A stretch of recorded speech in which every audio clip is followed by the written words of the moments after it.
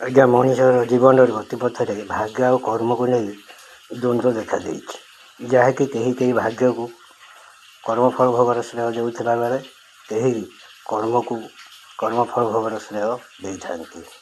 କିନ୍ତୁ ବିଚାରକୁ ନେଲେ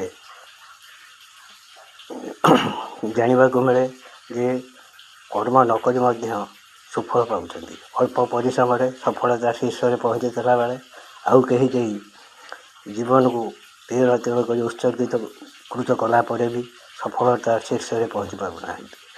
ଏଠି ଆମକୁ ଏହି ନିର୍ଣ୍ଣୟରେ ଉପନୀତ ହେବାକୁ ହେବ ଯେ ଏହା ନିଶ୍ଚିତ ତା'ର ପ୍ରାରବ୍ଧ କର୍ମର ଫଳ। କାରଣ ଆମେ ଆହୁରି ଗୋଟିଏ କଥା ଲକ୍ଷ୍ୟ କରୁଛନ୍ତି, ଯେଉଁମାନେ ଭଲ କର୍ମ କରୁନାହାନ୍ତି ହୁଏତ ସେମାନେ ଶାନ୍ତିରେ ଜଳୁଛନ୍ତି।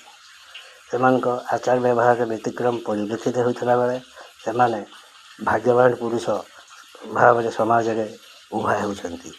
ଏହା ନିଶ୍ଚିତ ଭାବରେ ତାଙ୍କର ପ୍ରାରବ୍ଧ କର୍ମର ଫଳ କହିଲେ ଅତ୍ୟୁକ୍ତି ହେବ ନାହିଁ। ତେଣୁ ଆପଣଙ୍କର ମତ କ'ଣ? ଆପଣ ଦୟାକରି ଜଣାଇବେ ଯେ ଶ୍ରେୟ ଆମେ କାହାକୁ ଦେବା, ଭାଗ୍ୟକୁ ନା କର୍ମକୁ?